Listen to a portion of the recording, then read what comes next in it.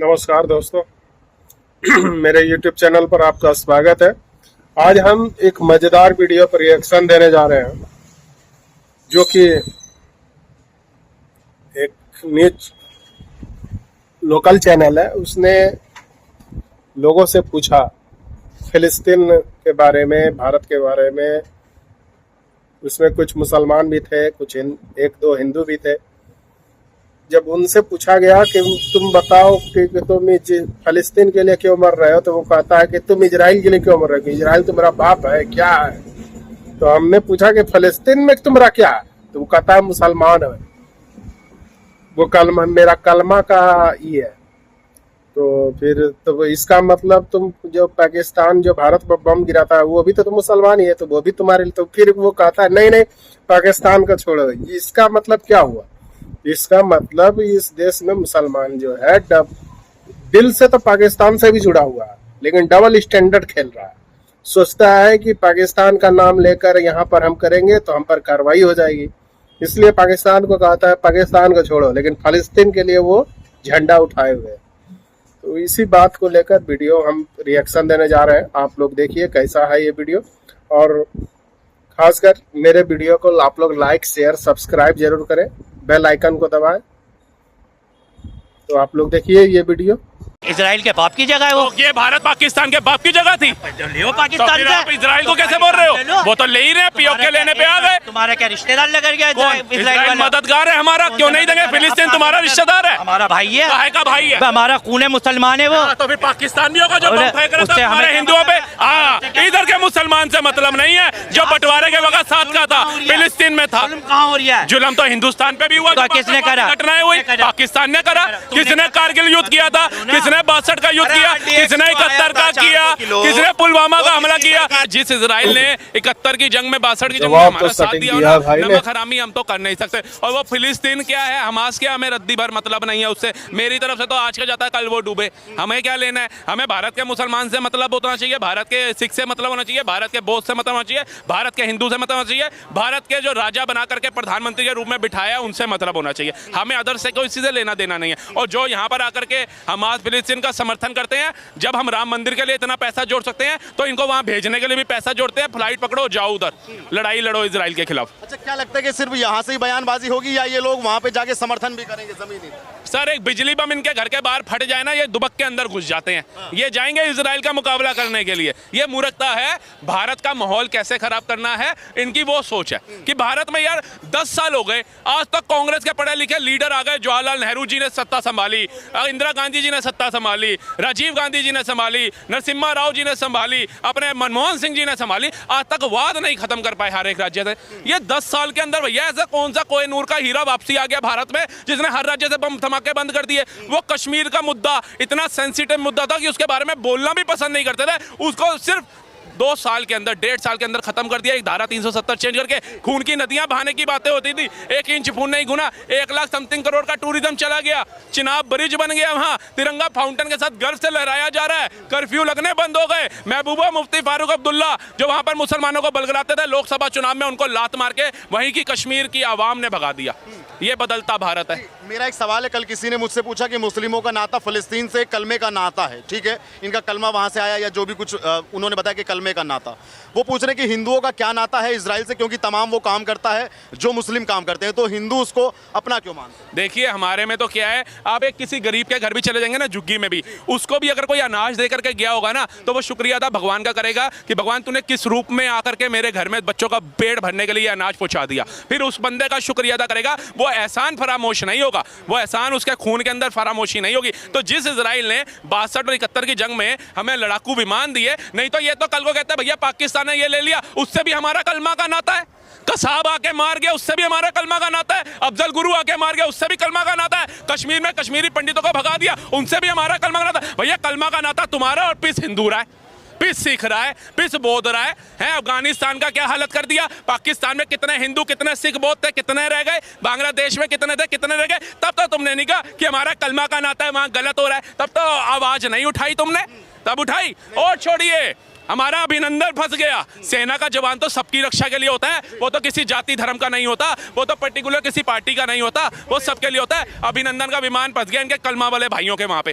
किसी एक ने आवाज उठाई कि प्लीज कलमा वाले भाइयों हमारा अभिनंदन छोड़ दो, प्लीज छोड़ दो। वो तो मोदी की ताकत ही ले आए, और वो मोदी की ताकत यहाँ पे नहीं बताया, वहां के असेंबली में खड़ा हुआ उनका मिनिस्टर बोल रहा था, हाथ कब कपा रहे हैं, माथे पे पसीना आ रहा, अभिनंदन छोड़ दो। उसके बाद छोड़ो, कट्टर इस्लामी कतर के अंदर हमारे 8 सेना वायुसेना के वो फंस गए, उनको फांसी की सजा हो गई। किसी ने कहा भाई कलमा वाला भाई प्लीज हमारे सैनिक तो छोड़ दे, वो किसी जाति के नहीं है। किसी ने कहा तो फिर भैया फिलिस्तीन से हमारा क्या नाता है भैया, तू भारत का है, भारत की बात कर। 47 से हर एक मुस्लिम के आगे हाथ जोड़ के हिंदू कह रहा है, सनातनी कह रहा है गाय हमारी माता है, उसको प्लीज काट के खाना छोड़ दो, भाईचारा निभाओ। किसी एक ने आके पहल करी कि हाँ भाई हम भाईचारा निभाएंगे, हम काट के नहीं खाएंगे की, तो यहाँ भाईचारा तुम निभाओ ना। इजराइल गाय खाता है, इजराइल सब कुछ खाता है, अरे हमें इजराइल से क्या ले रहा, हमारा इजराइल से इतना नाता है कि उसने हमारी मदद करी थी और आज भी करता के समय वो खड़ा था, तो आज संकट के समय हिंदुस्तान खड़ा है। हम उसके साथ है बस। अच्छा ये बताइए, आज इजराइल ने ये धमकी दी है ईरान को कि जैसा बेरूत में किया,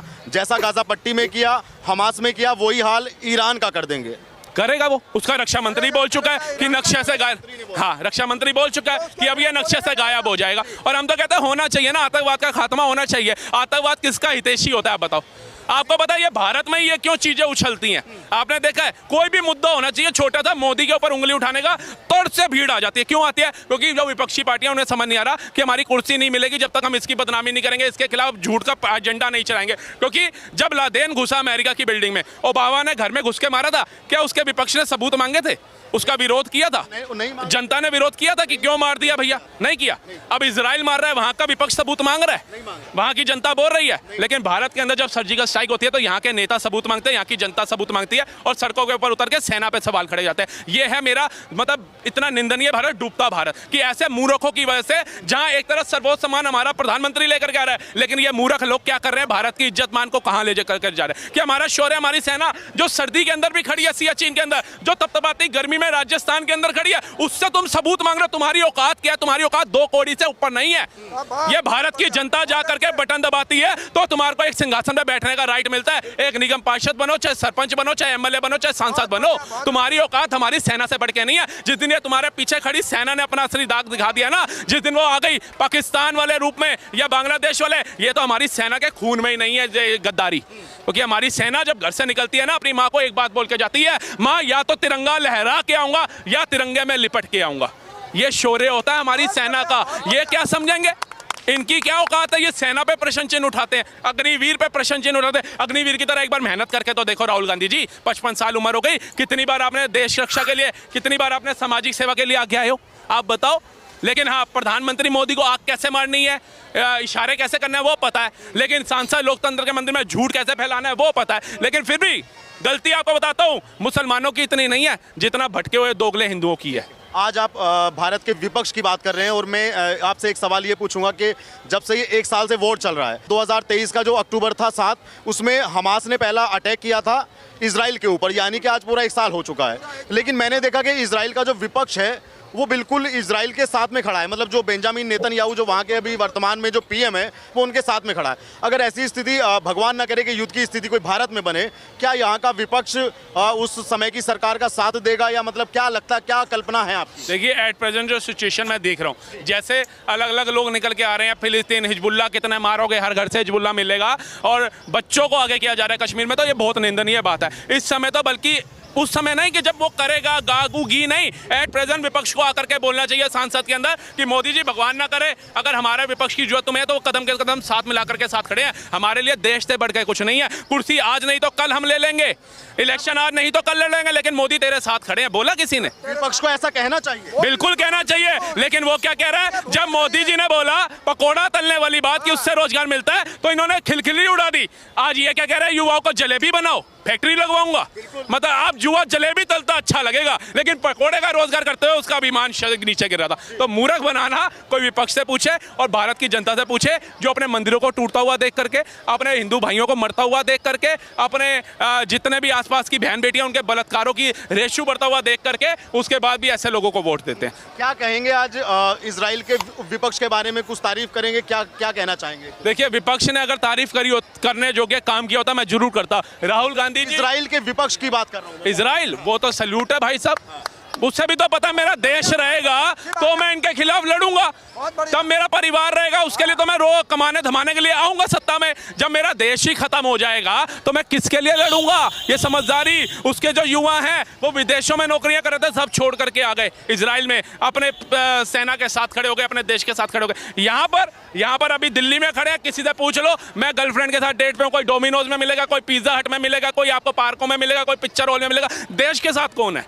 आज ये गौरीशंकर मंदिर है, सावन आता है, यहाँ पे कतार लग जाती है सैकड़ों मीटर की, ठीक है। भगवान न करे जब इसी मंदिर को आ जाती है बात, या भारत के किसी मंदिर को आती है, वो हिंदू कहाँ चला जाता है? झंडे वाला मंदिर आज जाकर के देखो, नवरात्र चल रहे हैं, कदम रखने की जगह नहीं है, कदम रखने की। जब उसका गेट तोड़ा जा रहा था तब वो हिंदू कहाँ थे? आज एक झांसी की रानी की मूर्ति लगनी है तो हजारों मुसलमान सड़कों के ऊपर है कि हमारी ईदगाह के यहाँ पे झांसी की रानी नहीं लगने देंगे, जबकि वो किसी के भगवान की मूर्ति नहीं लग रही, किसी धर्म की नहीं लग रही, वो वीरांगना की लग रही है जो मुगलों से लड़ी थी, जिसमें तो मुसलमान का बच्चा, हिंदू का, सिख का, बौद्ध का, सबने पढ़ा होगा कि बुंदेले हरबेलों के मुंह से हमने सुनी कहानी थी, खूब लड़ी मर्दानी वह तो झांसी वाली रानी थी।